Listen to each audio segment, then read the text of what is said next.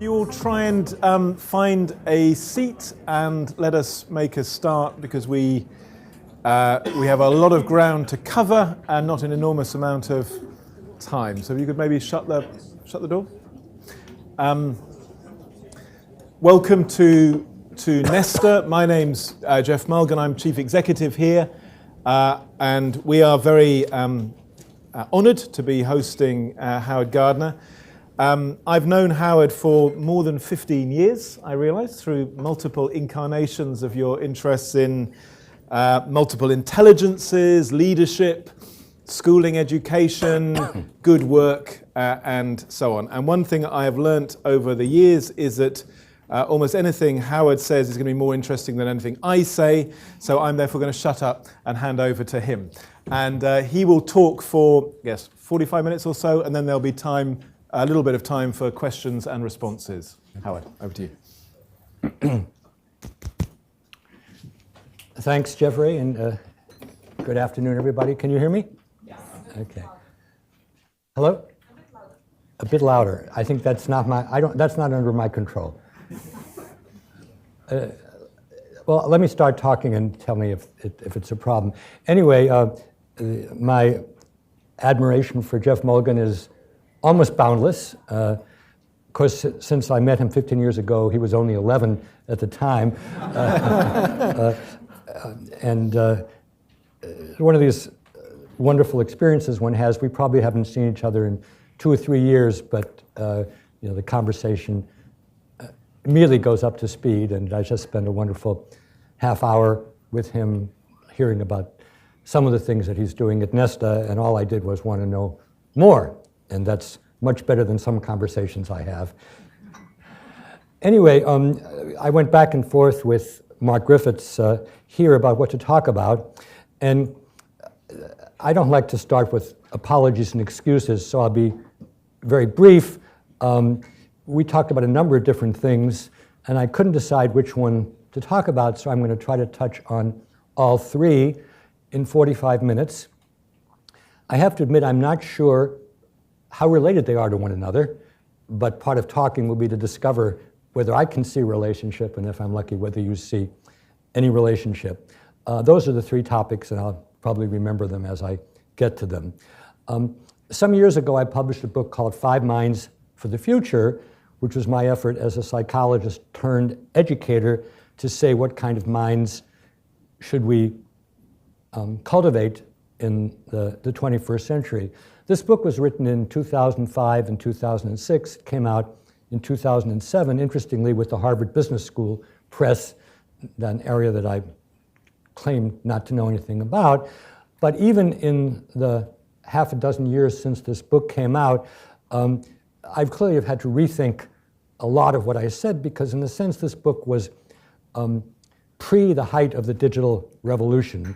And one of my arguments today, which I don't think I need to convince anybody of, is the digital world, the cyber world changes everything, and it also changes the minds for the future.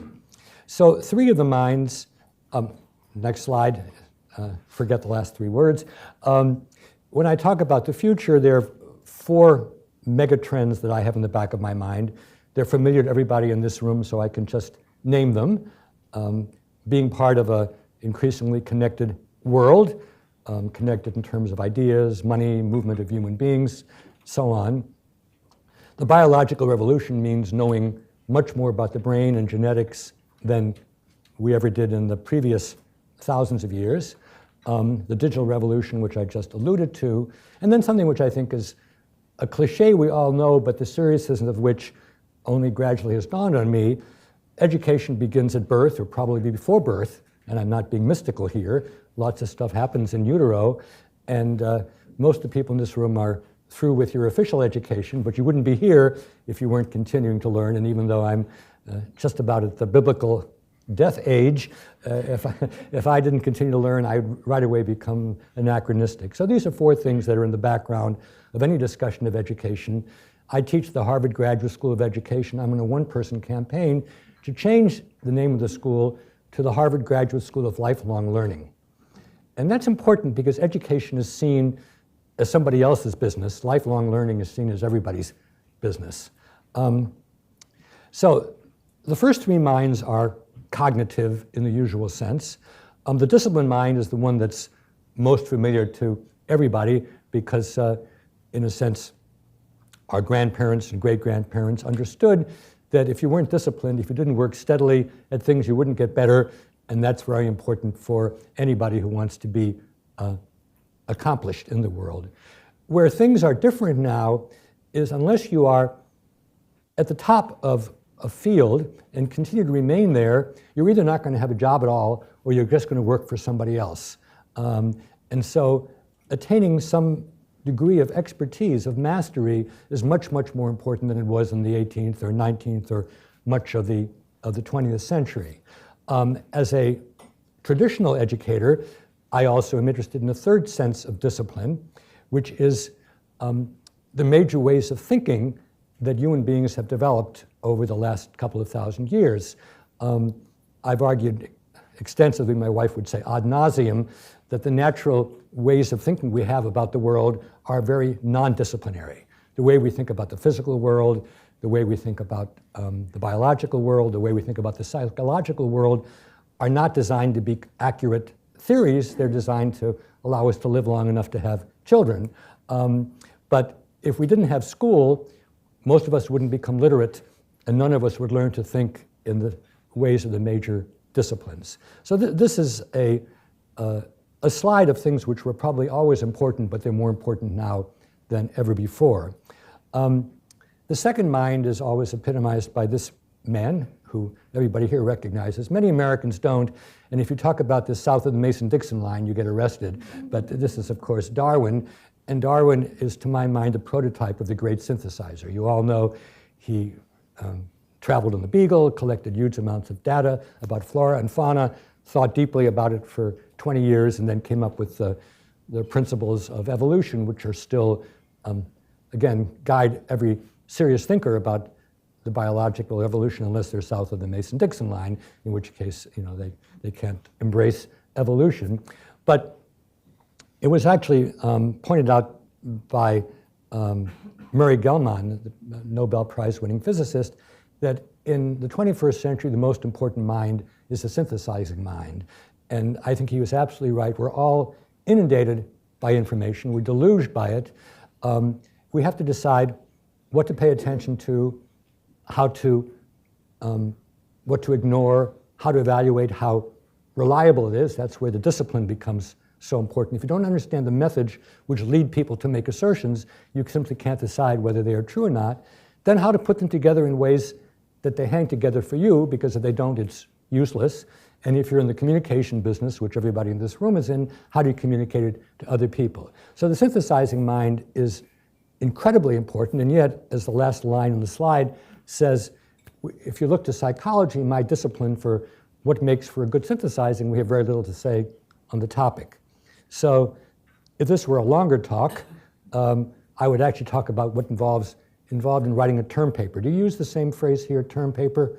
Term paper is what you do at the end of a course when you're supposed to write about the causes of the French Revolution, or about,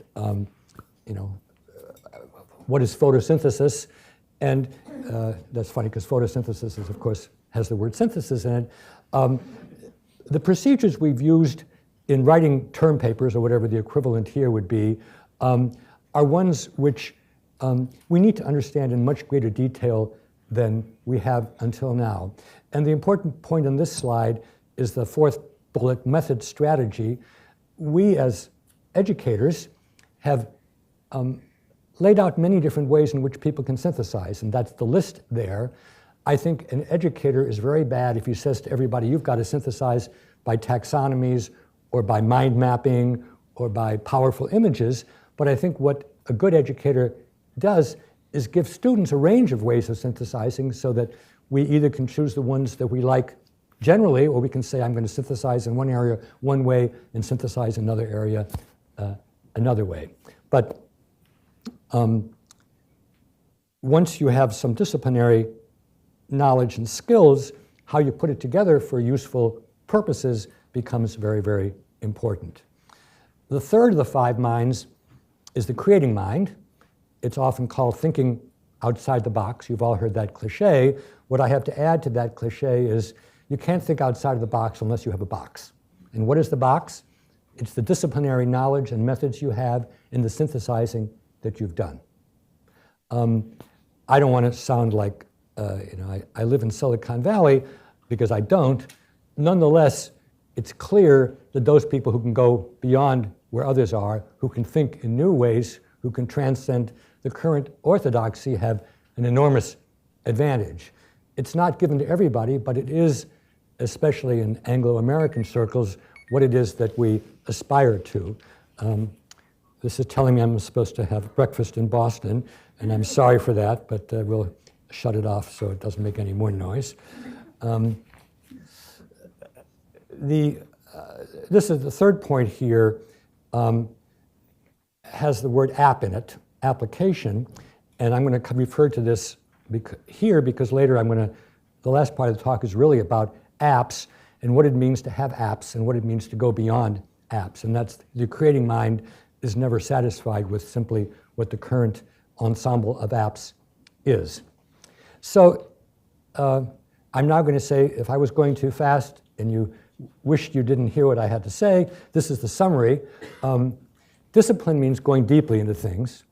Synthesize means being broad, connecting things, putting them together. And creating means stretch, going beyond where other people are. And those are the three forms of mind that are cognitive in the usual sense. And that's all I'm going to say about them till this point, because the rest of my talk focuses very much on the other two minds, the respectful mind and the ethical mind. And I think that everything involves the mind. I think everything involves the brain, too. We could argue about whether they're the same thing, but these go beyond cognitive in the usual sense. The respectful mind is quite easy to explain. That doesn't mean it's easy to achieve. The ethical mind is what I'm going to focus on for 95% of the rest of the talk. So what's the respectful mind? The respectful mind begins with the realization that human beings are different from one another. We look different. We have different belief systems, different religions, different cultural value systems, and so on. What do we do about that? We could kill everybody who's different, and that's been tried. We could move into our own little shell and never look at anybody else, and that's been tried as well. But in a global world, that doesn't work anymore. We can't pretend that we're living in a group of 100 people who see only the other 99 people all the time. So the respectful mind does more than acknowledge that. It does more than tolerate it. It, in fact, tries to understand and work with and make common cause with people who don't necessarily share our superficial characteristics and maybe don't share many of our deep beliefs as well. Whether there's respect or not is observed by every infant from birth, because infants see how adults treat one another, how adults treat kids, how kids treat one another. So in a sense, if you don't take me literally, picking up whether there's respect or disrespect is a no-brainer. It's very easy to do. But actually establishing respectful atmosphere is very, very difficult. In the United States now, we have by far the least respectful world that, certainly in my lifetime. You almost never see people disagreeing in a non-disagreeable way from one another. Our politics is totally a mess. I actually cherish the 1 hour a week when two people whose names you may know, David Brooks and E.J. Dionne, one on the left, one on the right, have a civil conversation on radio because it's the only time it happens all week. This is not good. It's not good for schools. It's not good for corporations. It's certainly not good for public life. So, at last, the ethical mind. This is what I've been working on for almost 20 years as part of something which until now was called the Good Work Project, but maybe as I speak, it is now called the Good Project. And if anybody wants to know more about it, we have a new website which will be opening any day called thegoodproject.org. You can actually get at it now if you don't go through a search engine, but it'll become official very soon. But until now, we've called what is now the Good Project, the Good Work Project. And what have we been trying to do in the Good Work Project? One of the things we've been trying to understand is what it means to be ethical. Ethical I'm going to argue, is a much less intuitive notion than respect. And here's where I begin to perhaps move away from things that are consensual in terms of people agreeing. When I talk about ethics, I'm talking about what it means to occupy certain roles which are not completely, quote unquote, natural for human beings. And I'm particularly interested in two roles.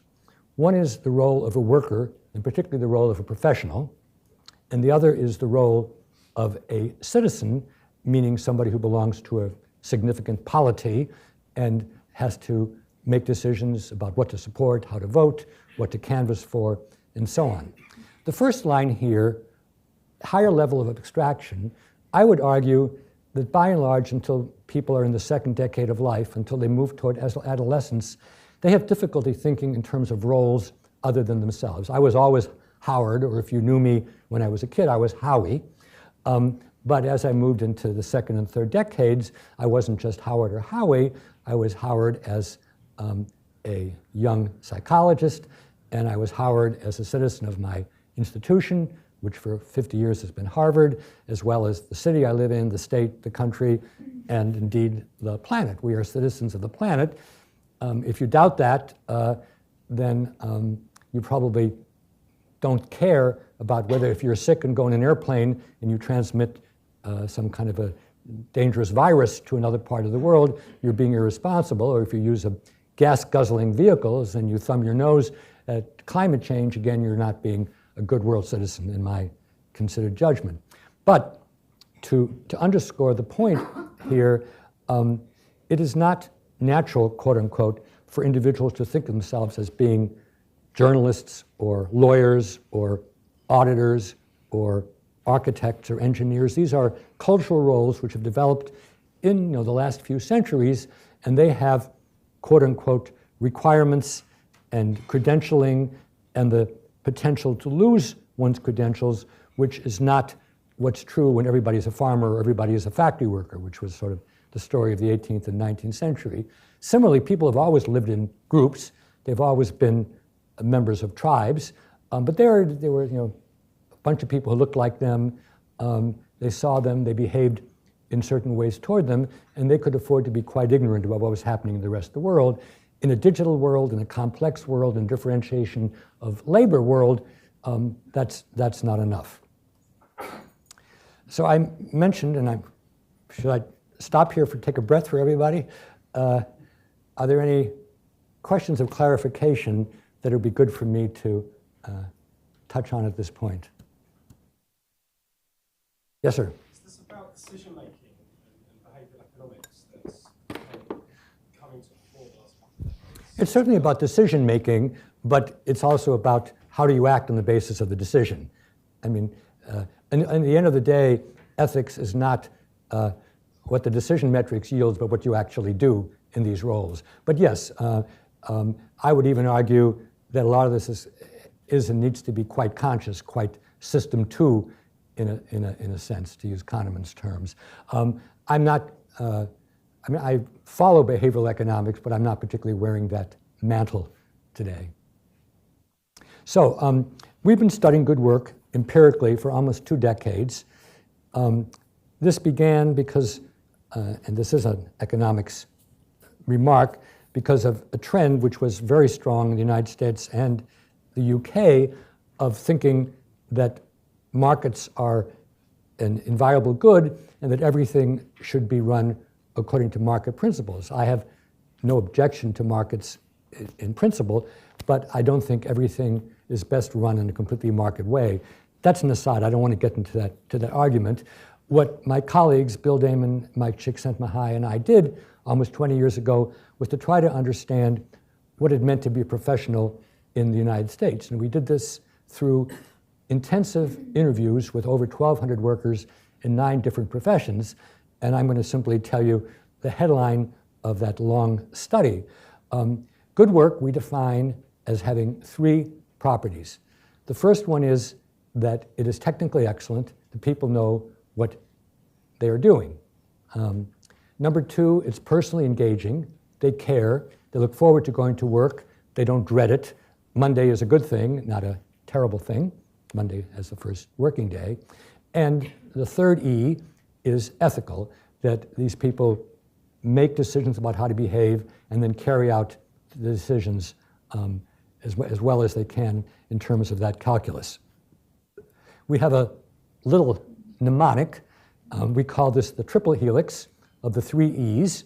And you all know the double helix DNA. We call this ENA, because if you're going to be a good worker, according to this analysis, you have to be excellent and engaged and ethical. And I'm kind of making an assumption that most of you are in education, but that may not be right. But let's use the notion of a teacher, because everybody here knows what a teacher is. A teacher could know his or her stuff, could be well informed. That doesn't necessarily mean the teacher cares. They might be burnt out or indifferent or just there to get the paycheck. And it doesn't necessarily mean that they try to do the right thing when they're faced with an ethical dilemma, like they're teaching in a certain way and they're seen as being very successful, and then the state announces you have to teach in a very different way. That's an ethical dilemma. Or you've got 30 kids in the class and 2 of them are just real time drains. How much time do you spend on the 2 people as opposed to the other 28? Again, these are the kinds of issues that educators come up with all the time. So the point of this slide is to earn the epithet of a good worker, you've got to be the combination of these 3 E's. You can't just be 1 or 2 of them. Now, about 10 years ago, we completed a study of good work in young people. And this study had results which were very disturbing. And it was one of these times where my colleagues and I really stopped what we were doing and decided to do something very different. What did the study show? We conducted good work, quote unquote, interviews with over 100 young people in America who would universally be considered the best and the brightest, people who went to elite schools and were on their road to being leaders in various sectors and spheres. What we heard over and over again from young Americans, again 10 years ago, was they knew what good work was. They admired people who they saw as being good workers, and they aspired someday, underline someday, to be good workers, to be excellent and engaged and ethical. But what they told us over and over again, and again, this is 10 years ago, was most of all they wanted to be successful. And successful mean having power and influence and a lot of money. And they felt that their peers were cutting corners. They were not being ethical. And these young informants told us they were damned if they were going to lose out because people were going more steeply up the success precipice than they were. So what they said over and over again is someday we're going to be good workers, but for now we want to be allowed to cut corners. We want to be allowed to cheat because we don't want to lose our chance to be successful. So I like to quote St. Augustine, who famously said in his Confessions, "O Lord, make me chaste, but not yet." And what they were saying is someday we want to be ethical, but we don't think we can afford to do it now. Since these were our kids, in some cases literally, but certainly figuratively they were our kids, they were kids of people who had choices in life, what we did, this slide just says what I said, why should I be more ethical than my peers seem to be? We have been giving away good work. And by that I mean is we've been working with professionals, we've been working first at colleges and universities, then at secondary schools, and literally last week I learned good work is also being done in elementary school, even though my own analysis suggests it's a stretch with kids who are 7 or 8 years old. But I would say it's beginning to become a cottage industry. And the reason it's beginning to become a cottage industry, because even in the benighted United States, people are realizing that even if you're excellent and engaged, if you're continuously cutting corners, that's not a good thing. I have to commend to you a book which just came out, and I thought there'd be a big fuss about it in the United States, but the few reviews I've read have been sort of grumbling. But I think everybody in this room should read this book. And this is Greg Smith's book on why I left Goldman Sachs. This was a man who worked for 10 years in New York and then came to London. He said London was even worse than New York. And it's about how a place which was a respected partnership has become an unalloyed pursuing of money at any cost, including screwing its clients. You may want to defend Goldman Sachs. Some of your best friends may work there. That doesn't mean you shouldn't read this book. It is chilling. It is the literary equivalent of Inside Job, which was the movie about my profession, professors, and how they were basically on the pay to give misleading discussions about what's happening in the world. Anyway, I think in Nesta I can afford to say this. I probably would get assassinated some other places. So I'm now moving to the digital age, because I said in the beginning, I've had to rethink these 5 minds in terms of the world in which we now live.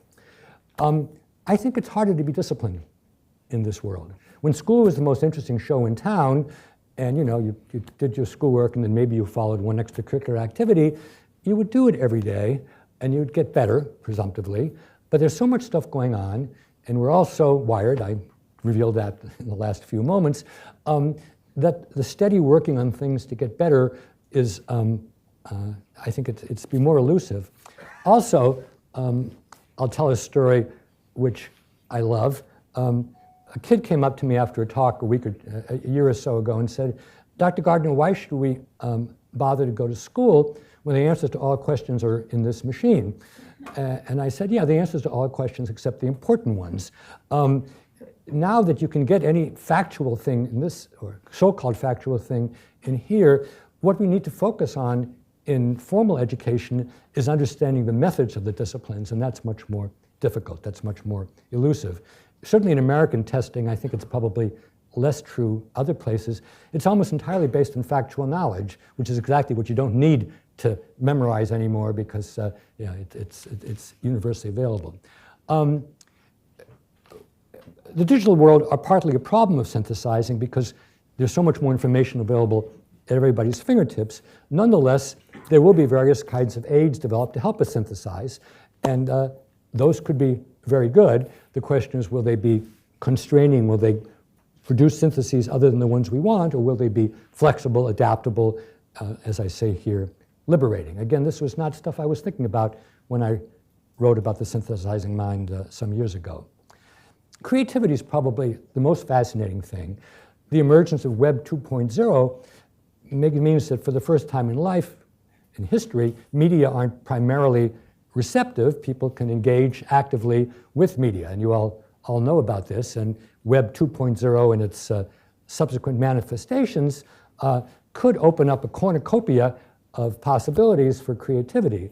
And I think in what I call a little c or middle c way, it's already begun to do that. And much more work done is now by groups, which can be physically together, but they can be spread all over the world. So I think, I'm pretty bullish on creativity in the digital world. But our research, which I'll talk about before I'm through, is in America, young people are quite risk averse. And we could talk at length about this.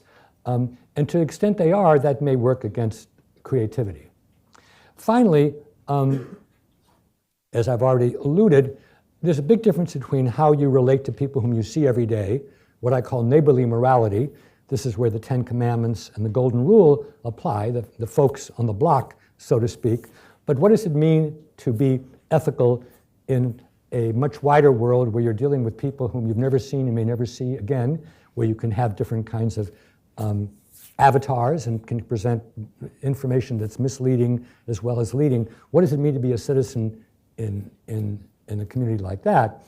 And with that sentence, I believe we're ending part 1 of the talk, and then I hope more efficiently, though I hope not speaking more quickly, I can share the other 2 things I wanted to bring with you today. So this is a study that's carried out primarily by Carrie James, who's a very good researcher working with me at our group called Project Zero, and you'll see immediately the slides are much better because she made them, I didn't. But we've been trying to understand what happens to ethics in the digital world, particularly with young people. So most of you will know the phrase digital native or immigrant. You will be a digital native if your answer to all these questions is yes. If your answer to all these questions is no, as is in my case, then you're definitely a digital immigrant. How many of you are digital natives? Okay, certainly a majority. I won't ask I'll just raise my hand for the digital immigrants. So what about young people today? This is a cute New Yorker-style cartoon. This is America. It's probably a year or 2 old. kids spend 7 or 8 hours a day using entertainment media more than they spend in school. And if they're multitasking, they get to do even more. These are the statistics. I'm sure they're higher. I always say the world is composed of two kinds of people who belong to Facebook and liars. And it's well over 1 billion now who belong to Facebook. And again, these are just numbers telling you how even early in life, how digital. I mean, I have a 6-year-old grandson. He's actually featured in the new book that we have coming out, and he knows much, much more about the digital world than I do. Now, his 9-month older sister, I'm ahead of her, but soon that will cease to be the case. So this is kind of,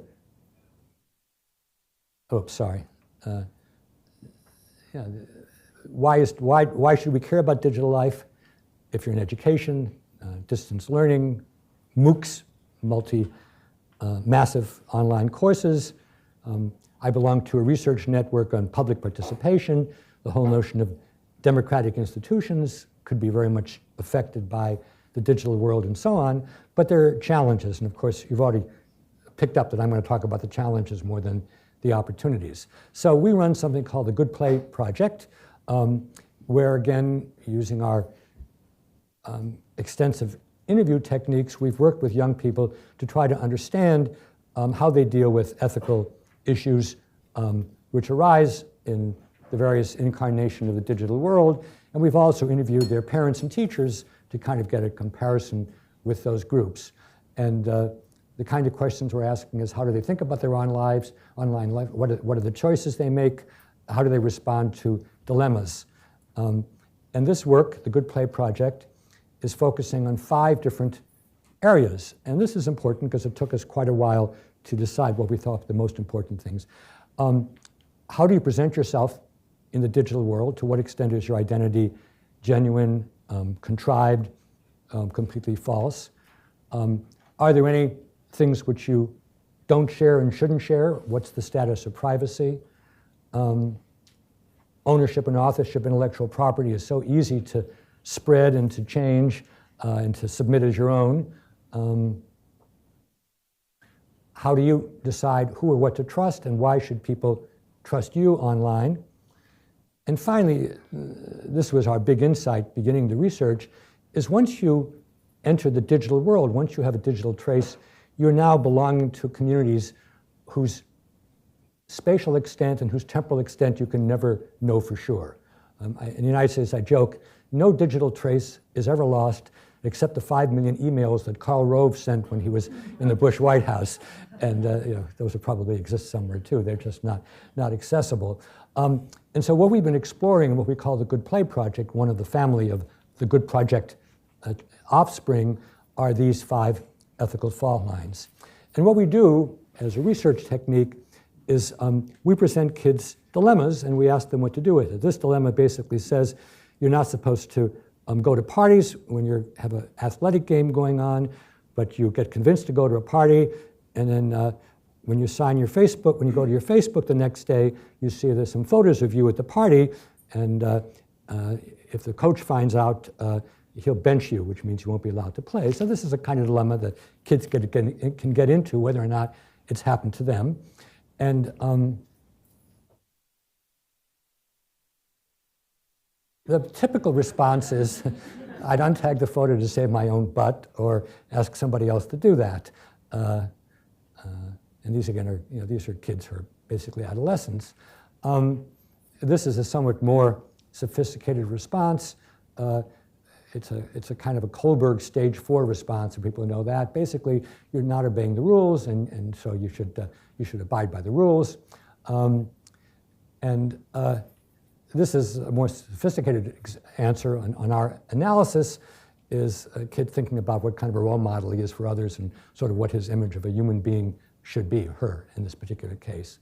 So we characterize this as consequence thinking, which is what we get from most young people. You shouldn't cheat because if you got caught, you'd get in trouble. Then there's moral thinking where you think about, well, you shouldn't cheat because your teacher or your parent would be disappointed in you. And then what the highest view, what we call is the ethical view, is what does it mean to live in a society where people cheat? What does it say about yourself? What does it say about others? This we very rarely get from our young people, and lest you think we get more from old people, we don't. Their thinking is pretty much consequential as well. And that's actually very important. You shouldn't not do things just because you're going to get in trouble. That's a very primitive way of thinking, we would argue. It's not. It's proto or pre-ethical. So, what role do adults play? Among teenagers and young adults, there's almost no adult support for how you should behave in the digital world. And that's probably not surprising because the adults, by and large, know less than the kids do. Something we don't have a slide on, but it's very important, is 84% of the kids who we studied in our youth and public participation project actually wishes they had more mentoring and how to use the digital media for civic purposes. Now, mentoring doesn't necessarily mean from somebody older, it means from somebody more knowledgeable. So the absence of adults is not something that necessarily kids praise, but it's just a reality, and I think it limits the sophistication of their thinking. Among tweens who are younger, adults are more present than they are among the teenagers, but importantly, the messages are almost all, don't do this on the internet because you might get sexted or mistreated or cyberbullied or something like that. So again, they're not positive models of how to behave online, but rather be careful because you might get hurt. Again, consequential thinking. So what are we aiming for here? What's the goal? Being able to take perspectives of other people, understanding that it isn't just you and what you want for your life, but who are the other people in that space, and what are their needs and what's appropriate for them. What are your roles as a worker, as a member of a community, whether it's a gaming community or a hobby community or a passion community or indeed a friendship community. About 90% of young people's involvement is friendship networks.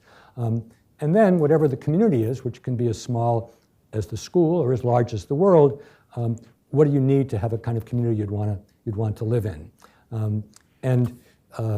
I don't have a slide here, but we've actually developed a curriculum called Our Space, and you can read about it online, for use of teachers with respect to these 5 things of identity, privacy, ownership, authorship, credibility, and membership in the community. So we're not simply analyzing, we're trying to do things that are helpful.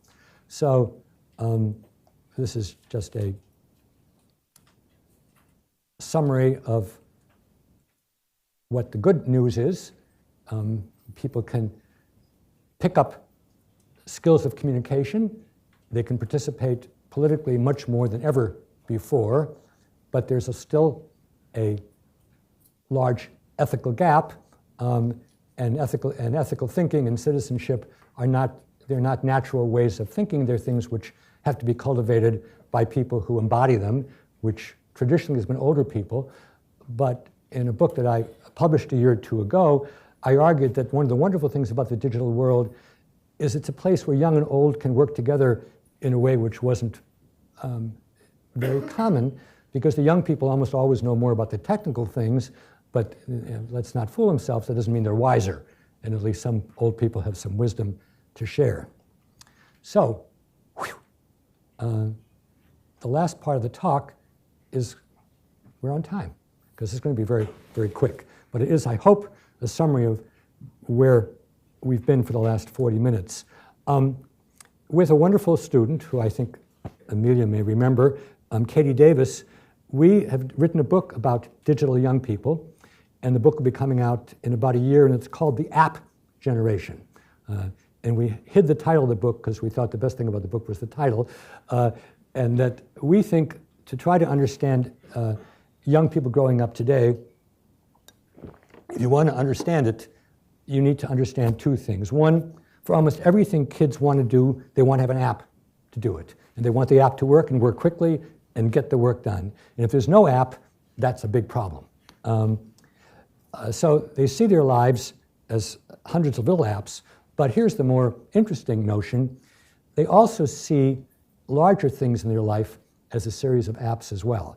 I'm going to use the American example, but you can translate it.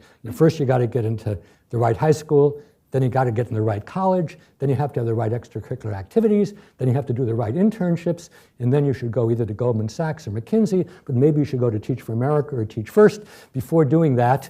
And when I talked about young people not being prepared to take risks, you probably were scratching your head, but when I tell you this, maybe you're not scratching your head so much.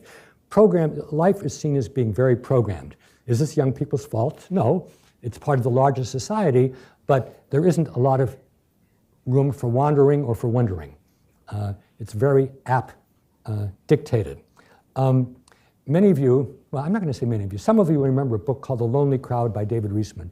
You can admit if you remember, if you know the book. Jeff, I'm sure you know it. All right. It was a book that came out in 1950 in America. It was probably the most influential social science book of the era. And it argued that in the 18th century, Americans were tradition-directed. They did what their forefathers and ancestors did, typically religious. In the 19th century, they were inner-directed. He had an image of a gyroscope that was wound up, and you played according to your own inner directedness. And then in the 20th century, and this was a big deal to write about in 1950, people were other-directed. They always looked to see what the Joneses were doing, whether they could keep up. Our argument in the book is in the 21st century, young people are app-directed. What they do is very much dictated by the apps available and by thinking of their life as a set of apps. Because I was a student both of David Reisman and Erik Erikson. More of you have heard of Erik Erikson, but I'm not going to take an arm count. Erikson talked about the 8 life crises. This is familiar to you? And the 5th life crisis of adolescence was, do you have a sense of identity or is your identity diffuse? The crisis of early adulthood was intimacy. Can you form relationships with other people or not? And then the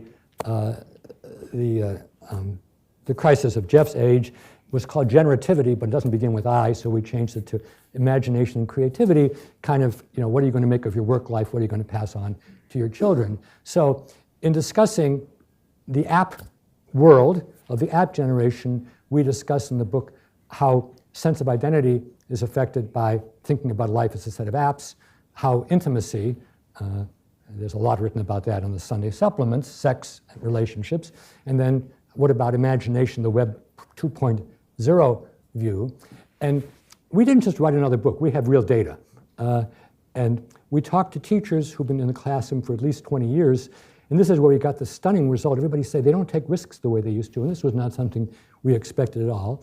Then we carried out focus groups with many different groups of experts, again saying, how have kids been in the last 20 years? And we got the same kind of answer. And then, and this was very time consuming, but nobody else has done this, we took literary works and graphic works from 1990 and from 2010 and had coders score them blindly in terms of a number of different characteristics, including imagination and so on. And this is the conclusion of our study. The dystopia view, the dystopic view, is kids becoming completely app dependent. If the app doesn't exist or it doesn't work efficiently, they don't want it, and they can't think about their life as anything as a set of apps. The more benign possibilities are app-enabled. You have an app, and it allows you to do something you couldn't do before, but you're not restricted by that. You can take it in new ways or put it aside. And then app transcendent, I don't know if we found any examples of it, but we can at least create them, is you can put your device away for 6 months and do something which nobody's done before. You can be Stephen Hawking, as you saw in the paper today. And then maybe you'll create an app, but you're not at all limited by it. So again, returning in conclusion to education, because that's where I come from, there's a struggle going on in the United States now. This is figure ground. Figure is what stands out in any kind of a graphic display. The United States and UK are consumed by test scores, league tables, country rankings. What I'm trying to do in all the work I've talked about is to focus instead on the kind of individuals that we should nurture in education very broadly defined the kind of society we're trying to create. I know from my conversation with Jeff that that's what many of you are focused on as well. It's an uphill battle because in our market economic way of thinking, where we stand in rankings is very important. I like to joke that France would rather be 23 if Germany were 24 than number 2 if Germany were number 1, and that's the bad part of this ranking kinds of things. If you want to know more, I don't even have the good project here because it's not up yet, but that's where it's going to be. But these are some websites you can visit. I think in the 10 or 15 minutes left, let me just remind you what I try to do, again with apologies for running through it so quickly. I reviewed the 5 minds with a particular attention to how they might be different in the digital world, and I distinguished the 3 more cognitive minds of depth, breadth, and stretch from the more human relations minds of respect and ethics. I argue that respect is quite intuitive, even though it doesn't mean it's prevalent. Ethics is a more difficult kind of notion to get your head around, and it particularly relates to more complex societies where you have differentiation of labor, different kinds of professions, and where you have people taking on roles as citizens of members of different polities. While everybody admires people who manage to be excellent, engaged, and ethical, at least in the United States, but I don't think I'd be prepared to bet you'd find the same thing in the UK. Success trumps everything else. In the long run, I don't want to live in a society like that. I assume most of you don't either, and that's why we've been trying to, quote unquote, give away good work by helping people to think about ethical things, trying to understand how ethics has changed in the digital world, and then trying to describe young people today through this lens of the app. It's obviously not the whole story, but I'd like to think it's a part of the story which we can contribute to. Time for questions, comments, rebuttals, and so on. You want me to just call in people? Why don't you sit down, have a glass.